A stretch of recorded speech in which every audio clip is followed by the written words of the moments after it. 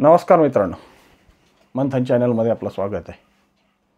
ज्ञानराधा विषय नेहमीच मांडला की तुमच्या कॉमेंट्स इतक्या भयानक सुरू होतात की सर असं आहे, सर तसं आहे, आमचाही विषय आहे, कोणी अधिकारानं बोलतं, कोणी टिंगलवाजा बोलतं। पण खरं मित्रांनो, खरं एक सांगू का, हे आपल्या हाताने आपल्या पायावर मारलेला दगड आहे। आपण ज्या पद्धतीने व्याजाच्या लालसेपोटी किंवा आपल्या अतिविश्वासामुळे ज्या पद्धतीचा कुट्टेचा डोलारा बघून आपण जो अतिविश्वास बाळगला आणि आपल्या जवळची जी जमा झालेली कर्मपुंजी होती ती आपण त्याच्या स्वाधीन करून बसलो। परंतु आता या सगळ्या गोष्टी आता निराकरण होत आहेत। थोडंसं संयम पाळणं गरजेचं आहे। त्या भामट्याच्या शब्दावर तुम्ही एक वर्ष संयम पाळलाय आणि त्याच्यानंतर जेव्हा खऱ्या अर्थानं हा भोपळा फोडला, प्रशासनाने तुमच्या त्या प्रयत्नाने हा फोडला। कारण की जे कोणी कुट्यांना जेव्हा कोर्टामध्ये आणलं जायचं त्यावेळेस त्यांच्या वकिलांच्या माध्यमातून मांडलेल्या ज्या कैफियत होत्या ना, त्या कैफियत ऐकल्या की सगळ्यांना पुन्हा विश्वास बसायचा की दिव्येंद्र शर्मा, लक्झर बस, ब्लॅकस्टोन अशा नावाच्या कंपन्या आजही कुटेला फायनान्स करण्याच्या चक्करमध्ये जवळपास 50,000 कोटीचा तो व्यवहार आहे। त्यामुळे प्रत्येकजण गप्प बसून होता की आले तर माझे पैसे एकदम येतील, परंतु तसं झालं नाही। आणि त्यांनी त्यांच्या पद्धतीने जो फसवा कार्यक्रम करायचा होता त्याच्यात ते यशस्वी झाले। ते चंदन नरखेडे असतील किंवा त्यांची जी लायबल टीम होती त्यांच्या आजूबाजूला। प्रश्न आता असा आहे की आता संयम सोडून चलून भागणार नाही तर आपल्याला आता कंबर कसली पाहिजे। कारण की प्रत्येक गोष्ट ही आता जास्त वेगानं आपल्याला प्रणाली आपल्याला आता अंगीकारली पाहिजे। कारण की आता ह्याच्यातल्या या गोष्टीसाठी कुणाचा तरी दरवाजा उघडा झाला आहे। शासनाने एक दरवाजा उघडा केला आहे आणि तो म्हणजे व्यावसायिकाचा दरवाजा। आणि व्यावसायिकाच्या माध्यमातून जरी आज व्यावसायिकांनी आज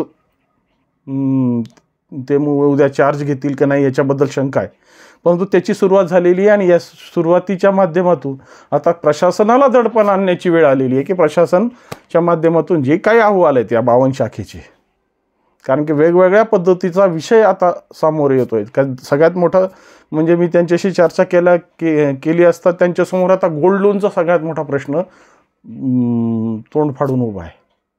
गोल्ड लोनच्या माध्यमातून जे काही 10-5% गोल्ड लोन यांनी केलं आहे ना, त्या गोल्ड लोनच्या संदर्भात आता साशंकता यांच्या मनात भरलेली आहे की नेमकं या गोल्ड लोनचा काय विषय आहे।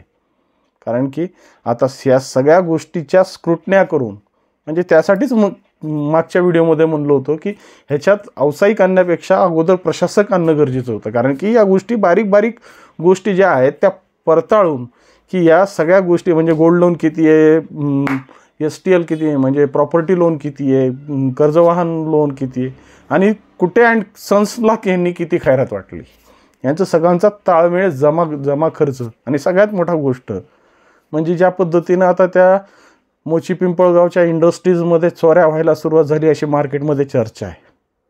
त्याच्यातल्या मशिनरीचे पार्ट हळूहळू म्हणजे त्यांचे जे जबाबदार लोक आहेत ते आता लांबपास करतायत असा मार्केटमध्ये चांगली चर्चा रंगलेली आहे। खऱ्या अर्थाने हा विषय आता पोलीस प्रशासनानं या गोष्टीला थोडंसं डोळ्यात अंजन घालण्यासारखं आहे। कारण की ह्या जर लोकांच्या प्रॉपर्ट्या, लोकांचे पैसे ज्या पद्धतीने यांनी फरार केले त्या पद्धतीने आता ह्यांच्या जवळचे लोक या फॅक्टरीमध्ये जो असलेले मशिनरीज आहेत किंवा जे काही फर्निचर आहे किंवा जे काही गोष्टी इत्तेमूत जंगम मालमत्ता असेल त्या ठिकाणी पडलेली त्यांनाही संरक्षण देणं गरजेचं आहे। कारण की या माध्यमातून काही ना काही अंशी म्हणजे 5-10 लोकांचे तरी पैसे देता येतील। त्यामुळं तिथला खडा ही आता ठेवीदारांची प्रॉपर्टी आणि ही ठेवीदारांची प्रॉपर्टी असल्यामुळं त्यांचं संरक्षण करणं आता शासनाचं आद्य कर्तव्य आहे, प्रशासनाचं आद्य कर्तव्य आहे।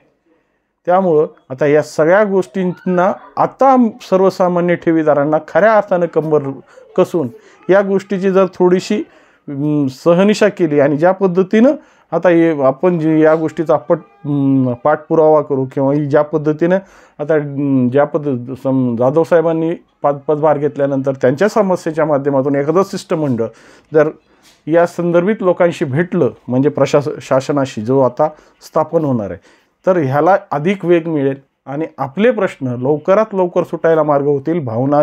भावनिक होऊन भावनात्मक बोलून होणार नाही.